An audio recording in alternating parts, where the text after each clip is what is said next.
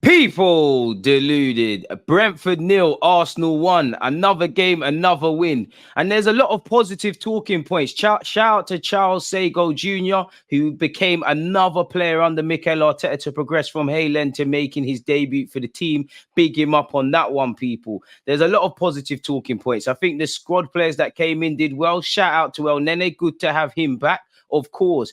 Big up Aaron Ramsdale as well, who got a start. And he even had some back.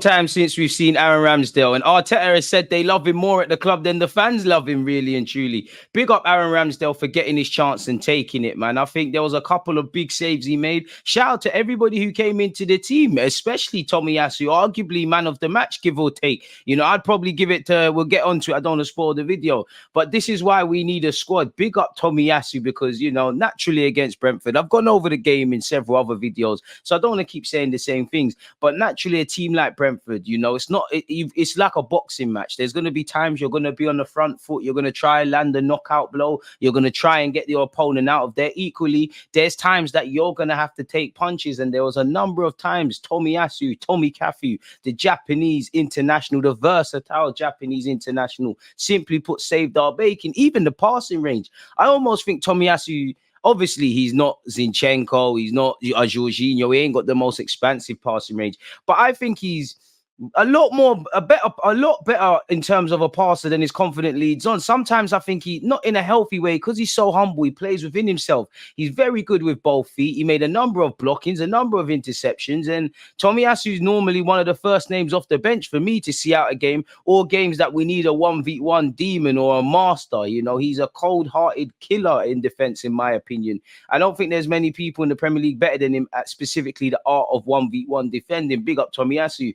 And obviously, as Arsenal fans, there was even more reason for us to be excited, man. We got to see Aaron Ramsdale, and Smith Rowe is back, people. He made his 100th debut for the appearance. Sorry, you know, I said debut, 100th appearance for the club.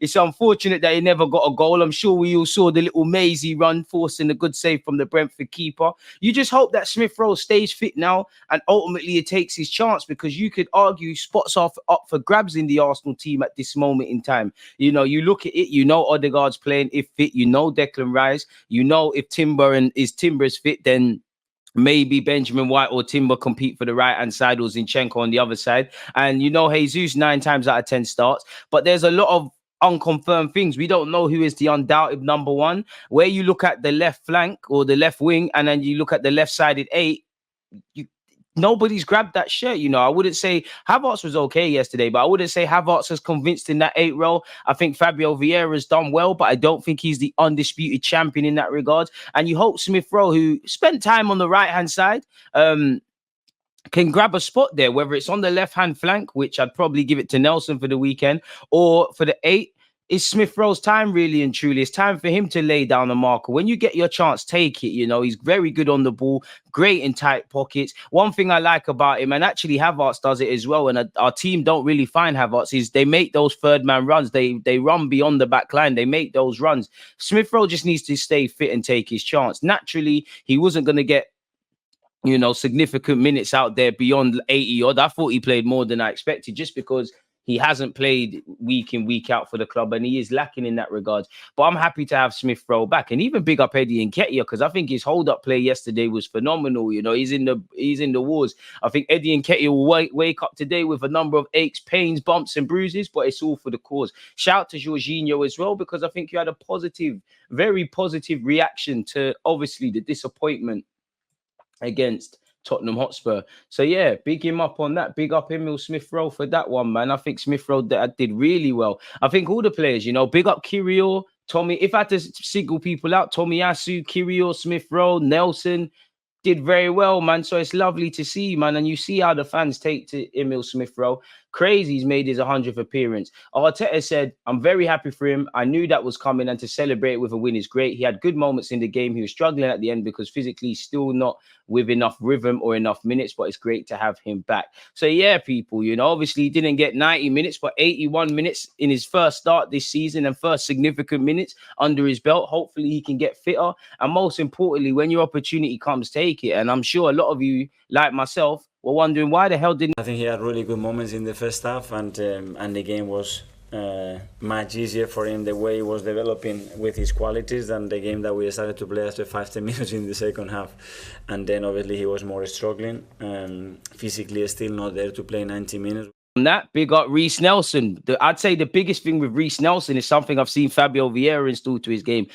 Nelson looks more like he has more clarity in how he ties into the club. He looks like he has more self-belief. He looks like he has a lot more confidence. He looks a lot stronger. Obviously, he got the goal and showed some fantastic trickery yesterday, but it's the defending. My man was up and down, putting in work, making a tackle. Reiss Nelson really is with it. And, considering he can play right on the right-hand side, I think he looks better on the left. Could probably play as a 10. We need these players to stand up to be counted, especially now because bodies are dropping like flies and the games, as you already know, are coming thick and fast. All competitions. We've got the League Cup now. There's probably another League Cup game or two. I know we've been drawn against West Ham, but there's probably another League Cup game or two before the end of the year. Obviously, we're still in the Champions League, and we travel to France next week. The Premier League, it speaks for itself. Obviously, you've got the FA Cup to come into things at the turn of beginning of 2024. Yeah, a bit of fortune on that from Reiss Nelson, from Eddie Nketiah. The pass weren't amazing, but it did enough. But yeah, we're going to need our players to stand up to be counted. And right now, unfortunately, on the face of it, Nelson probably has to be patient for first team football because you have got Trossard, you have got Martinelli, and on the basis of it, you have got Jesus if Nketiah is going to keep playing through the middle. But Nelson is a genuine option, and you could have argued it could have been the right decision to start him in the North London derby on the left with Jesus up front. You could have argued he should have brought him and Smith Rowe on a lot sooner. And you could argue that definitely where Bournemouth's concerned, Reiss Nelson surely has to have played himself into contention, especially with Trossard and Martinelli out, really, because surely, you hope more so Trossard, because it seems like that's a bit more positive, that if they are to be there, they could be on the bench.